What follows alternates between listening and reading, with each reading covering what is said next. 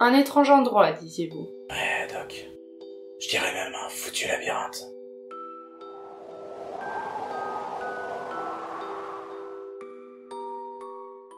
Et puis le truc surtout, c'est que tous mes mouvements semblaient ralentis. Même ma vision était brouillée. C'est limite si je titubais pas. Ouais, en gros, j'avais l'impression d'être complètement déchiré. Ah, dans un autre contexte, ça aurait pu être le meilleur truc de ma vie, mais là... Sans parler de ce rire. Ah ouais, ce putain de rire qui me suivait partout, et semblait se rapprocher au fur et à mesure que j'avançais. Mais, à votre avis, d'où venait-il? Sans aucun doute de l'autre espèce de cadavre qui m'avait envoyé là, vous savez. Non, vraiment, on aurait dit un vieil homme en décomposition. Le machin paraissait avoir 150 piges. Mais quel était son but d'après vous? Son but? S'amuser, Doc. Comme un chat qui jouerait avec sa proie avant d'en finir. Moi, dans le rôle du rongeur, bien sûr. Bref, j'ai commencé à courir dans ce dédale de briques, à la recherche d'une hypothétique sortie. Enfin, courir, ouais. Me traîner plutôt. Dans mon état, de toute manière, c'était le maximum que je puisse faire. Et puis à force de tourner, et encore tourner, je ne sais même pas combien de temps ça a pu durer. 1 heure, 2 heures, 3 heures, 8 heures même, pourquoi pas.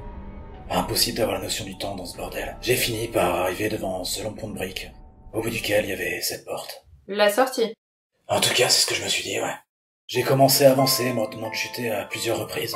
Fallait voir la largeur du truc aussi. Puis bon, encore une fois, vu mon état, ça me rappelait ces putains de courses de sport. Vous vous souvenez quand on était gamin? Avec ces foutues poutres là. Vous aimez les poutres, Doc? Continuez, John. En tout cas, moi, je détestais ça. Puis en plus, comme si ce n'était pas suffisant, il y avait cette espèce de bloc qui se dandinait devant moi, faisant des allers-retours. Vu la taille du bousin, autant vous dire qu'il fallait mieux pas se le prendre dans la gueule. Enfin bref, j'ai finalement atteint la fameuse porte. Et donc là, vous êtes enfin sorti. Non, je me suis pété la gueule, Doc. Comme une merde. Parce que la dite porte, justement, elle ne menait pas du tout à la sortie. Non, Doc. Non, elle menait à rien d'autre que le sol. Et je sais pas si c'est à cause du stress ou bien de l'excitation d'enfin sortir de cette merde. Mais pour le coup, j'ai juste pas fait gaffe et... Paf, mon genou le sol. Étreinte brutale, mais sans préliminaire. J'aime trop prévenir. Ouais, on peut dire que je commençais à avoir légèrement les boules. Enfin, pas le temps de respirer, puisque c'est à ce moment-là que ces foutus rires sont revenus. En plus, ils se foutaient de ma gueule. Alors du coup, ni d'une ni deux, je me suis relevé comme j'ai pu. Et j'ai repris ma route, mes dents des murs pour tenir debout. Ça devait faire mal. Oui et non, vous savez, dans ce genre de cas, c'est l'instinct de survie qui prend le dessus. Et puis la peur, ouais, la peur de mourir. Donc oui, sûrement que j'avais mal à en crever, mais je n'y prêtais pas vraiment attention. Et comment êtes-vous sorti alors? Puisque obligatoirement vous avez réussi à vous échapper, sinon vous ne seriez pas là devant moi. Comment?